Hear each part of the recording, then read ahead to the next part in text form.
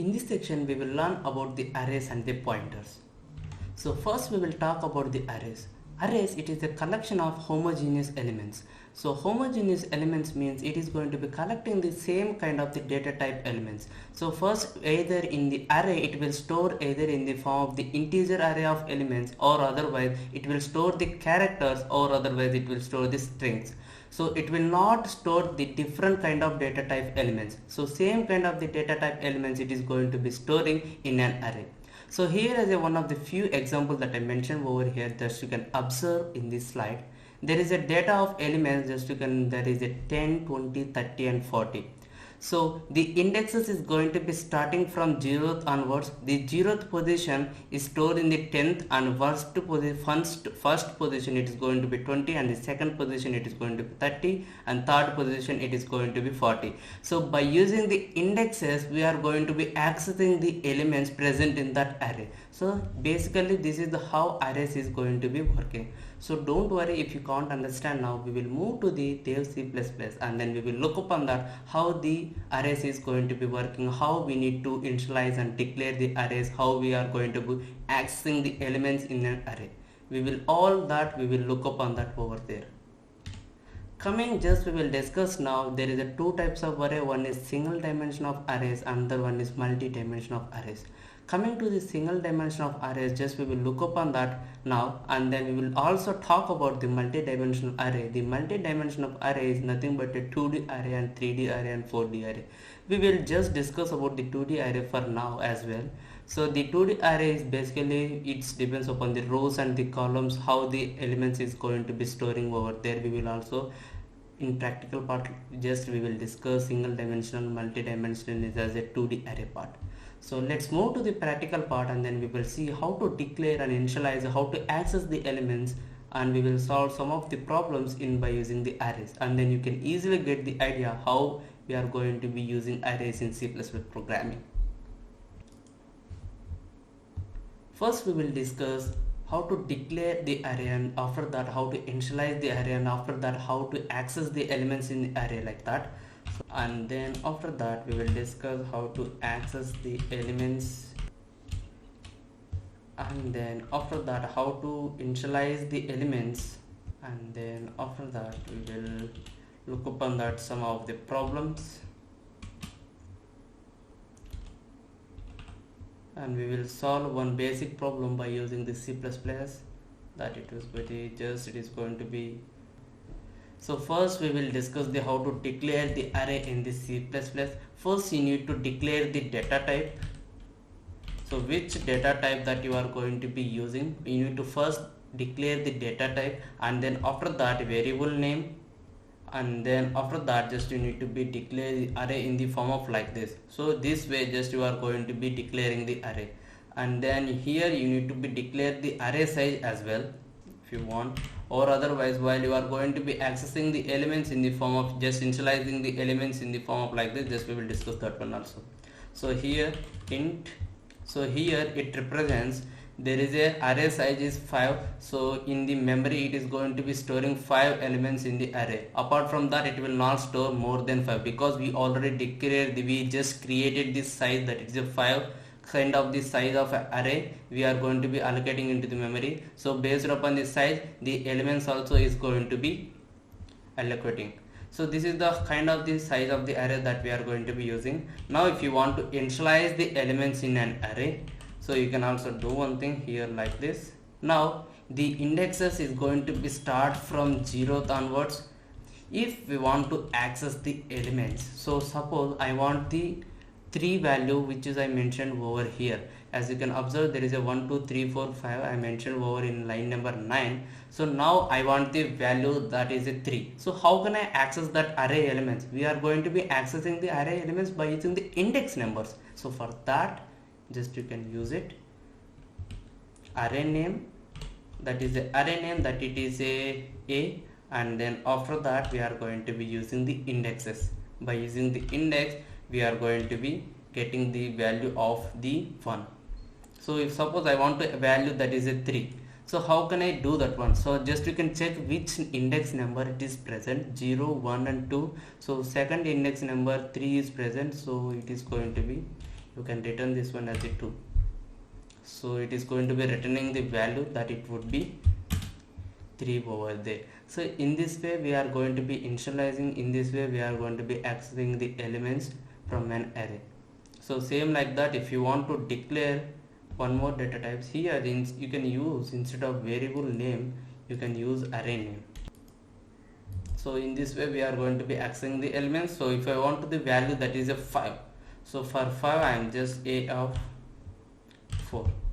So now just we created this one, how to initialize and how to declare, how to access the elements. Now we will move, we will create one problem and then we will see how to solve that problem, how to use the array in the form of the C++ programming. Just you can put it all these things in a comment line. Just I am mentioning the header file hash include. So one more thing we haven't discussed over here. If you want to change the values, so according to that, suppose I need to replace, instead of 2 value I need to replace the 6. So how can I do that? Means just you can observe one thing. So by using the index number, just you can change the values also. Suppose I am going to be changing the index number a of 2. A of 2 we have a 3 number, so I am just replacing a of 2 is equals to 7. So now we will get the array 1, 2, 7, 4, means 7, 5. So this is the how it is going to be working. Don't worry, we will look upon then this programming and then you can easily get the idea. Just I am going to be using the for loop for printing this one. For accessing the elements, for loop int I is equals to 0, I less than 5 means I less than n, and then after that I plus plus. Just you can use it cout space and then you can execute this program. As you can observe, the numbers are 1, 2, 3, 4, 5. In this way just we are going to be accessing the elements by using the for loop. What are the present elements in there? So now we will discuss one thing, just we by accessing the elements one by one. So I am just changing the name here from n to array. So now just what I am going to be doing, just I am going to be accessing the elements one by one. So first you can look up on that how we are going to be accessing. For now just it is not going to be useful, just you can put it all the comment lines. Now I want the value that is a 3. So how can I access that one? Just you can by calling the index number. So for now you can use it array of 0, 1 and 2. So it is present in the second index, so it is going to be returning the value that is present as a 3. So you can just compile and then you will get the 3 value.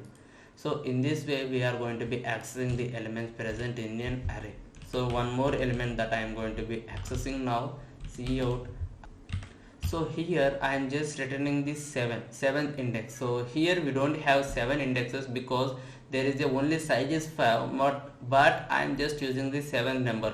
Now what it is going to be soon, just it is going to be array out of the box. Now we will get this one as like, just it is going to be compiling 30, any garbage value we are going to be getting here. Now again you can print this one 30, because it is going to be representing any garbage value, it is going to be returning the value.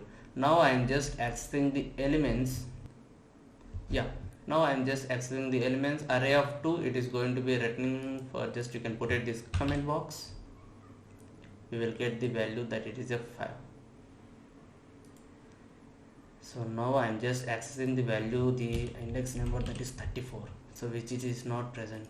Now you can see here it is going to be returning as a 0 because the value is, the index number is not present in that array list. So that's why it is going to be returning as a G value 0. So now just you can check it. Just I am going to be representing that is a 7 array of 7. So now 7 also is not present in the index because it is a out of the box. So we just declared here size that is a 5, but we are going to be accessing the 7th index. So it's not possible. So now it is going to be returning as a 0 value. So in this way the array is going to be storing the elements. If you want to accessing the elements, you need to perform by using within that index range only. If you go out of the box, then it is going to be giving the 0 value. So in this way just we are going to be using. Now you can see we will change the values present over here. How we are going to be doing array name ARR. I am just changing the from 2 to 7, means 2 value it is present in index number 1. Now I am just changing the value from 2 to 7. So in the second position just I am going to be replacing here from 2. So now we will print this one, we updated, and then we will see. As you can observe here, just we got as an array 1 7 3 4 5. In this way we are going to be changing the elements as well. So just we will solve one more problem as well, and then you can easily get the understand how it is going to be array, how to declare the array, initialize the array, how to initialize the elements in an array, and we just use how to display the array by using the for loop as well.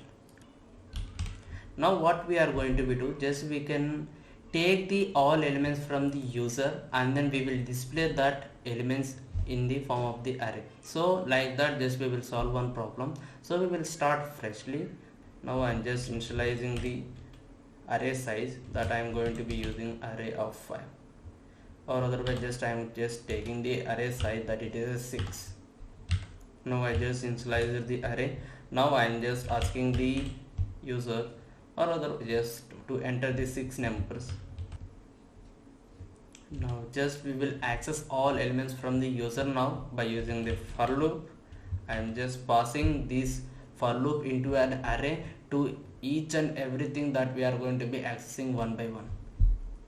So int I is equals to 0 here, and then I less than 5, and then after that I plus plus. Now here just you can read all elements by using the cn array of I. So here first it will read array of 0 because I value is 0, array of 0, and then it will store, it will read this one, and then again I value is incremented by 1, so again it will read array of 1, array of 2, array of 3, array of 4, array of up to 4 it will read, and then it will come out of the loop. Okay, and then it is going to be just asking up to 6 numbers, and then it is going to be displaying the numbers. Just here we use it, here 5, just you can use it 6. This is the how that we are going to be accessing the array elements now. So now just we can display all elements in an array. So just instead of, you can also use the for loop as well, because we already checked what I++ is going to be doing in the C++ programming. It is going to be incrementing the value of current value. Now we can use it cout. Now we can compile this program. You can easily get this one. So I'm just entering 1, 2 and 3 and 4 and 5 and 6. You will get the elements over here. So this is the thing that we are going to be displacing. Okay, it's fine. Now we will solve one more problem, and then we will calculate the one more problem that it is a sum and average of by using the array elements. Put it this one in a comment line. Start with again hash include IOStream. Just we are going to be representing the sum of array elements and how to calculate the average. The average formula we already know, that sum divided by size of an array elements. So for that here just we are going to be using hash include here int array of 5 elements, and then here I am just representing int sum and then float average.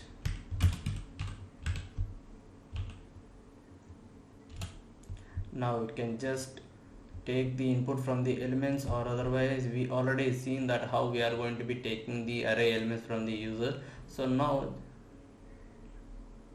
so don't worry, again we will take, it's no issues.